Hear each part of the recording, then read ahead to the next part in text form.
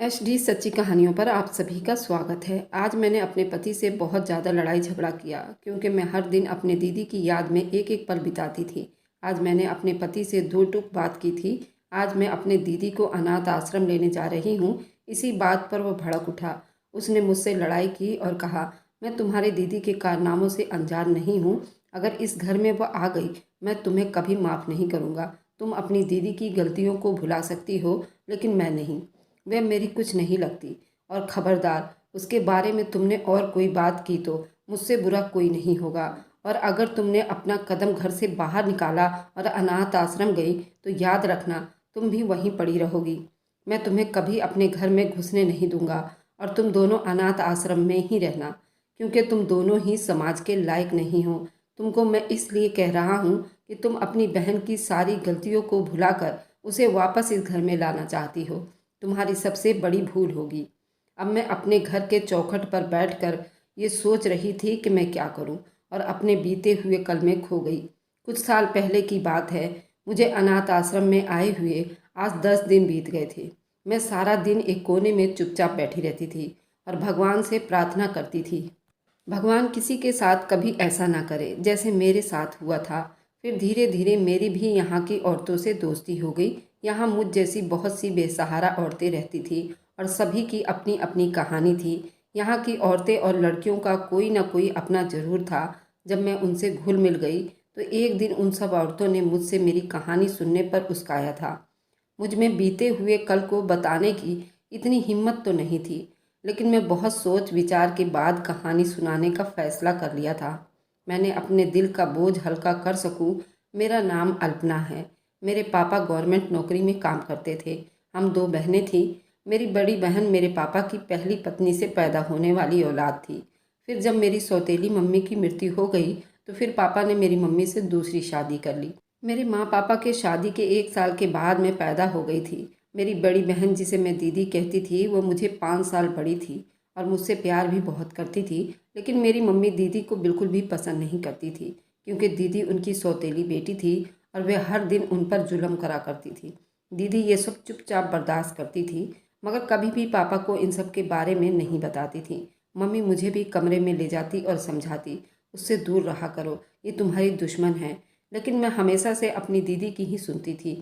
जब मेरी बहन ने 10वीं पार कर चुकी थी, जब एक दिन हमारे घर दीदी के लिए एक अच्छा रिश्ता आया। उनकी सगी मौसी के सहेली के बेटे का था। बाहर दुबई में काम करते थे और मैं जानती थी कि दीदी भी अपने होने वाले पति को बहुत पसंद करती हैं। लेकिन मुझे ये डर था, शायद मम्मी नहीं मानेंगी, क्योंकि मम्मी दीदी के परिवार वालों से बहुत नफरत करती थी। मगर लड़के ने न जाने ऐसा क्या पढ़कर खिला पिला दिया था कि माँ ने जल्दी हाँ कर दी। और यूँ मेरी बहन की शादी के 1 साल बाद अपने पति के साथ वह दुबई चली गई थी और मैं अकेली हो गई। मैं जब कॉलेज पहुंची तो मेरी अनीस नाम के एक लड़के से दोस्ती हो गई थी। अनीस एक सुलझा हुआ शरीफ इंसान था। उसकी शराफत मेरे दिल को भा गई थी। मैं उसे मोहब्बत करने लगी थी। दूसरी तरफ अनीस की आंखों में भी मेरे लिए पसंद की चाह दिखाई दे रही थी।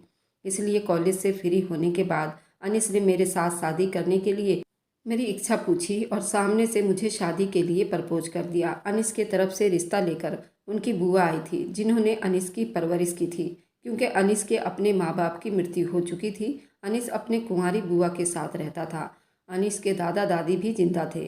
अनीस के बुआ की काफ़ी उम्र हो गई थी, लेकिन उसकी बुआ शादी नहीं कर रही थी। मेरे मम्मी पापा को मेरे लिए ये रिश्ता पसंद आ गया था। उन्होंने हाँ कर दी। जब मैंने ये खबर अपनी बहन को सुनाई तो उसने मुझसे लड़के के बारे में पूछा। वह भी मेरी शादी के बारे में जानकर बहुत खुश थी। मेरी बहन और बहनोई दुबई में रहते थे और शादी की तारीख तय होने के बाद मेरी बहन और बहनोई हिंदुस्तान आ गए थे। मेरे बहनोई ने मुझे 2 सोने की अंगूठी दी थी और कहा कि तुम्हारी शादी का गिफ्ट है। मैं वह अंगूठी देखकर बहुत खुश हो गई थी। उन दिनों मम्मी और पापा मेरी शादी के लिए खरीदारी करने बाजारों के चक्कर लगा रहे थे। इसी वजह से वह ज़्यादातर घर से बाहर ही रहते थे और मेरी बहन घर में मेरे पास रहती थी और मेरे बहनोई दुबई वापस चले गए थे। एक दिन हम दोनों बहनें घर में अकेली थी और मम्मी पापा बाजार गए हुए थे। तब मुझे एक अनजान नंबर से कॉल आई और जो खबर उसने मुझे सुनाई, मेरे तो पैरों तले से ज़मीन निकल गई थी। मेरी मम्मी और पापा का एक कार एक्सीडेंट हो गया था और दोनों मौके पर ही दम तोड़ गए थे। मेरे रोने और चीखने की आवाज़ सुनकर मोहल्ले वाले जमा हो गए थे। ये खबर सुनते ही मैं बेहोश हो चुकी थी और जब मुझे होश आया मेरी बहन ने ही मुझे सहारा दिया था। पापा के देहांत के बाद मैं बिल्कुल अकेली रह गई थी, मगर बहन ने मेरी माँ और पापा दोनों की जगह संभाल ली और मेरे अच्छे तरीके से शादी करके अपने घर विदा कर दिया। मेरा ससुराल बहुत अच्छा था, वह सब मेरा बहुत ख्याल रखते थे। मैं भी अपनी पिछली ज़िंदगी बीते हुए दुख को भुलाकर धीरे धीरे अपने घर में एडजस्ट होने लगी थी। दूसरी तरफ शादी के बाद दीदी भी मुझसे कभी मिलने नहीं आई, लेकिन फ़ोन पर हमेशा बहुत अच्छे से बात करती थी। अब तक हिंदुस्तान में हमारे घर में ही रह रही थी और कुछ सालों के बाद भी वह इसी घर में रहने का इरादा रखती थी। मैं हमेशा यही सोचती कि मम्मी ने मेरी बहन के साथ कितना बुरा किया था, हमेशा उसके साथ सौतेली माँ वाला व्यवहार किया, जबकि आज उनकी बेटी पर जब मुश्किल टाइम आया तो उसी सौतेली बेटी ने सहारा दिया। एक दिन मैं अपने ससुराल में सुबह नहा धोकर जब तैयार होने लगी तो मैंने वही अंगूठी पहन लिए जो मेरी बहन और बहनोई ने मुझे गिफ्ट दिए थे। मैं कमरे से बाहर निकल आई और मेरा मुंह उस तरफ था जहाँ सब घर वाले जमा थे। जब मैं सबके साथ नाश्ते के टेबल पर बैठी तो मेरी सास, जो कि अनीस की बुआ थी, उनकी नज़र सबसे पहले मेरे सोने की अंगूठी पर पड़ी थी। अचानक उनके चेहरे का रंग बदल गया। उन्होंने नाश्ता छोड़कर मुझसे घूरते हुए पूछा, ये अंगूठी तुम्हें किसने दिए हैं? मैं झट से जवाब दिया कि मेरी बहन और बहनोई ने मुझे शादी का तोहफा दिया था। नाश्ते की मेज पर घर के सभी मेंबर मेरी तरफ घूर कर देखते हुए गुस्से से आग बबूला होने लगे। मैं बहुत घबरा गई थी। मेरी बुआ सास ने जोर से चिल्लाकर कहा, झूठ बोलती हो तुम, ये हमारी खानदानी सोने की अंगूठी है और ये कुछ साल पहले हमारे घर से चोरी हुई थी। मैं हैरान परेशान सबको देखे जा रही थी। मुझे कुछ समझ नहीं आ रहा था। मैंने कहा, आप लोग मेरी बहन से पूछ लीजिए। मैंने उठकर अपनी बहन को फ़ोन मिलाया था और उससे पूछा कि शादी के दिन जो अंगूठी उसने मुझे तोहफे में दिए थे उसने कहाँ से लिया था। मेरी बहन कहने लगी कि अंगूठी मम्मी के पास थी, मैं तुम्हारी शादी के खर्च के लिए ये अंगूठी बेचने जा रही थी, तब मैंने मम्मी से खरीद लिए थे। मैंने ये बात अपने ससुराल वालों को बताई तो सबके चेहरों के रंग उड़ गए थे। तभी मुझे सबके सब सबकी निगाहों से घूरने लगे। मेरे पति ने मुझे बहुत बुरे तरीके से मारना पीटना शुरू कर दिया। मैं बौखला कर रह गई थी। ये क्या हो रहा था और मुझे किस बात की सज़ा मिल रही थी? सभी घर वाले वहाँ खड़े तमाशा देखते रहे और आखिरकार वह कयामत मुझ पर टूट पड़ी जिसे मैंने कभी सपने में भी नहीं सोचा था। मेरे पति ने मुझे गुस्से में डिवोर्स की धमकी दे दी और घर भेज दिया। मैं रोते हुए घर आई, अपनी बहन को सारी कहानी सुनाई। मुझे उस अंगूठी का राज जानना था, लेकिन मेरी बहन ने कहा वह नहीं जानती कि उसमें क्या हकीकत है। मुझे अपने ससुराल वालों से पूछना चाहिए था, यूँ उठकर यहाँ नहीं आना चाहिए था। मैं अपनी बहन की बातें सुनकर दंग रह गई। मेरा घर उजड़ चुका था और वो मुझे यही सुना रही थी। मैंने महसूस किया कि मेरी बहन का व्यवहार अब मुझसे बदल चुका था और अब वह पहले की तरह मेरा ख्याल भी नहीं रखती थी। वो मुझसे दूर दूर ही रहती थी और बात बात पर मुझसे झगड़ा करने के बहाने ढूंढती रहती थी। एक रात मैं अपने कमरे में जब अकेली रो रही थी तो मुझे प्यास का एहसास हुआ। मैं उठकर अपने कमरे से बाहर निकल आई। मेरा मुंह किचन की तरफ था, लेकिन पास में ही मेरी बहन के कमरे से मुझे उसकी आवाज़ आ रही थी। वह किसी से फ़ोन पर बात कर रही थी। रात के उस पहर किससे बात कर सकती थी? मेरे दिल में ये शक आया तो मैं दबे पांव उस कमरे में चली गई और उसकी बातें सुनने की कोशिश करने लगी। तो मुझे पता चला कि मेरी बहन अपने पति से बात कर रही थी। उसकी बातें सुनकर मेरे पैरों तले से ज़मीन निकल गई। मैंने चीख कर कहा, दीदी आप ये घर कैसे बेच सकती हैं जबकि इस घर में मेरा भी हिस्सा है। मेरी बहन ने पलटकर मुझे देखा। उसने ऐसा रूप दिखाया जिसे उसे कोई फ़र्क नहीं पड़ता हो। उसने मुझे गुस्से से कहा, अब देखो मैं तुमसे और क्या क्या छीनूंगी। भरी जवानी में मैंने तुम्हारे माँ बाप दोनों छीन लिए। मैंने बड़ी दुख से उसकी तरफ देखा और कहा कि ये आप कैसी बातें कर रही हैं? माना कि माँ तुम्हारी सौतेली थी, लेकिन बाप तो तुम्हारा अपना था। आप क्यों मुझसे ये सब छीनोगी? और ये घर तो हम दोनों का है। इस घर के अलावा मेरा कोई दूसरा ठिकाना नहीं है। आप तो वापस चली जाएंगी, लेकिन मैं कहाँ जाऊंगी? मेरा बाप तुम्हारा भी तो बाप था। जिस दिन वो मर गए हम दोनों अनाथ हो गए थे और हमने आपकी माँ को नहीं मारा था। तब मेरी बहन एकदम से बोल उठी कि तुमने नहीं, लेकिन तुम्हारी माँ ने मेरी माँ को तो मारा था। अब तुम्हें इसलिए सारी ज़िंदगी सज़ा मिलती रहेगी। ये घर मेरी माँ के नाम का था और उसे पता था कि तुम्हारी माँ दूसरों के घर उजाड़ने वाली गलत औरत है, इसलिए ये घर मरने से पहले उन्होंने मेरे नाम कर चुकी थी। मगर भगवान की कृपा थी, तुम्हारी चुड़ैल माँ को मालूम नहीं था कि मेरी बहन ने जब मेरी मरी हुई माँ को चुड़ैल कहा तो मुझसे भी रहा नहीं गया। मैं गुस्से से फट पड़ी कि अब मेरी माँ को कुछ ना कहना। उसने भी झट से मुझे सच्चाई का आईना दिखा दिया था। उसकी बातें सच ही तो थी। मेरी माँ शादी से पहले एक कैरेक्टर लेस औरत थी, इस बात में वो मशहूर थी। मगर अब मेरी बहन की बातें सुनने का मुझ में और ज़्यादा हिम्मत नहीं था। मैंने उसे जवाब दिया, अब इन बातों का कोई फ़ायदा नहीं है। मेरी माँ मर चुकी हैं और रही बात घर की, तो मैं खुद ही यहाँ से चली जाती हूँ। आप रहिए इतने बड़े घर में अकेले। मैं सदमे की हालत में रोती हुई अपना घर रात के अंधेरे में छोड़ आई थी। घर से निकलकर सड़क पार करते हुए जब मैं बदकिस्मती से एक हादसे का शिकार हो गई, तो उन्हीं सब की वजह से आज मैं इस अनाथ आश्रम में भेज दी गई हूँ। मैंने अपनी कहानी पूरी की तो सारी औरतें मुझ पर तरस खाती हुई यहाँ वहाँ हो गई। मैंने उस अनाथ आश्रम में कई दिन बिताए थे। एक दिन अनाथ आश्रम के मालिक ने मुझे खबर भिजवाया कि कोई मुझसे मिलने आया है। ये खबर सुनकर मैं बहुत खुश हुई थी कि शायद मेरी बहन को अपनी गलती का एहसास हो गया होगा।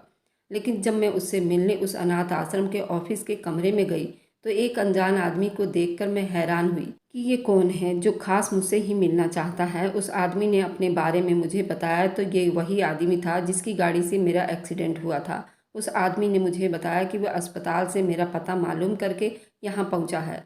जब उसे पता चला कि मेरा इस दुनिया में कोई नहीं है, तो वो मेरी कुछ मदद करने यहाँ पर चला आया था। मैंने उसे कहा कि मुझे उसकी कोई मदद नहीं चाहिए, मैं यहाँ सुकून से आराम से रह रही हूँ। मगर वह आदमी बार बार मुझसे मिलने आता रहा और हमेशा मेरे लिए कीमती कीमती गिफ्ट लेकर आता। एक दिन उस आदमी ने अनाथ आश्रम के बड़ी मैडम को मेरे लिए शादी का पैगाम भेजा, जिसे सुनकर मैं सोच में पड़ गई। क्या एक अनजान आदमी के साथ शादी करना ठीक होगा, जिसे मैं जानती भी नहीं हूँ। लेकिन वहाँ की बहुत से लड़की औरतों ने मुझे समझाया कि अच्छे ज़िंदगी की शुरुआत के लिए ये अच्छा चांस है। मैंने थोड़े दिन के बाद उसका पैगाम स्वीकार कर लिया। यहाँ हमारी सादगी से शादी हो गई। शादी के बाद मेरा पति मुझे अपने घर ले गया, जहाँ उसकी एक बीमार पत्नी पहले से मौजूद थी, जो कि बिस्तर पर बीमार पड़ी थी। मेरे पति ने ये बात मुझसे पहले नहीं बताई थी। मुझे उसके झूठ का अफसोस हुआ था। उसने भी मुझे इस्तेमाल किया था। लेकिन मेरे पति ने मुझे कहा, अगर मैं उसकी बीमार पत्नी को संभाल लूँ तो वह दुनिया की हर चीज़ मेरे कदमों में ढेर कर देगा, क्योंकि वह अपनी पहली पत्नी से बहुत ज़्यादा प्यार करता था और इसलिए किसी गैर औरत या नौकरानी पर भरोसा नहीं कर सकता था। मैं चुपचाप उसकी पत्नी की सेवा में झुक गई। शुरू शुरू में मेरे पति की पहली पत्नी मुझे कुछ खास पसंद नहीं करती थी। जैसे ही मैं उसके पास जाती, वो मुझे बुरा भला कहने लगती। मगर मैं सब्र और तसल्ली से सुन लेती थी। कभी कभी उसे पलट कर भी जवाब नहीं देती। मेरा पति मेरी इसी खूबी से प्रभावित हो गया और मेरी तरफ ध्यान देने लगा। लेकिन दूसरी तरफ मेरे साथ कुछ साल के बाद अजीब किस्सा हुआ। एक दिन जब मैं बाजार गई, तो मुझे वापस आने में थोड़ी देर हो गई। मैं घर पहुंची तो ये देखकर हैरान रह गई कि मेरी सौतन रसोई में खड़ी अपने लिए खाना बना रही थी। मैं उसका ये रूप देखकर हैरान रह गई। उससे पूछा कि तुम चल भी तो नहीं सकती थी, फिर यहाँ तक कैसे पहुँची? उसने मेरी तरफ नरमी से देखते हुए मुझसे कहा, उसने तुम्हारी जान बचाई है। मेरे पति के पास बहुत दौलत है, लेकिन पत्नी को देने के लिए वक्त नहीं। इसलिए उसने पति का प्यार और ध्यान को अपनी तरफ करने के लिए ये ड्रामा किया था। मैंने अपनी सौतन से कहा कि वह गलत सोचती है। उसके पति को उससे बहुत मोहब्बत है, इसलिए उसने मुझसे दूसरी शादी की। लेकिन मेरे पति की पहली पत्नी ने कहा, ये सब दिखावा था, दौलत के रख रखाव के लिए की गई कोशिश थी। मगर अब बहुत जल्दी ही वो मेरी डिवोर्स करवा देगी। मुझे अब ये फिक्र सताने लगी कि उसके ठीक होते ही मेरा पति मुझे अपनी ज़िंदगी से निकाल कर बाहर करेगा और ये दूसरी बार मैं डिवोर्सी कहलाऊंगी। लेकिन शायद मेरे भगवान को मेरा धीरज और साहस पसंद आ गया था और एक रात मेरे पति की पहली पत्नी की तबीयत अचानक ही खराब हो गई और अस्पताल ले जाने से पहले ही वह दम तोड़ गई। असल में वो बीमार नहीं थी, बस पति का ध्यान हासिल करने के लिए दवाइयाँ खा रही थी और उस रात ज़्यादा दवाई खाने की वजह से उसे हार्ट अटैक आ गया था। इस मुश्किल टाइम में मुझे अपने पति के करीब रहने का मौका मिल गया था और मैंने उसका दिल जीतने में दिन रात एक कर दिए थे। और मेरे पति ने धीरे धीरे मेरे तरफ ध्यान देना शुरू कर दिया, क्योंकि इस दुनिया में अब उसका भी मेरे सिवा कोई नहीं था। मुझे इसी बीच एहसास हुआ कि मेरी सौतन गलत सोचती थी। शायद उसे अपने पति की मोहब्बत का एहसास नहीं था। वह तो एक अच्छा इंसान था। शादी के दूसरे साल में मुझे माँ बनने की खुशखबरी मिली, तो मेरे पति ने मेरी देखभाल में कोई कसर नहीं छोड़ी थी। मुझे लगा औलाद के आ जाने से मेरी ज़िंदगी में अब कोई दुख बाकी नहीं बचेगा। लेकिन ये भी मेरी भूल थी और बहुत जल्द पहले से भी ज़्यादा मुश्किलें मेरे लिए मेरे इंतज़ार में खड़ी थी। पूरे 9 महीने के बाद जब मैंने एक सेहतमंद बच्चे को जन्म दिया, तो डॉक्टर ने बच्चे को मशीन में रख दिया। मेरे होश में आने तक वहीं रखा गया। लेकिन जब मैं होश में आ चुकी थी, सबसे पहले मैंने अपने बच्चे को देखने की ख्वाहिश की।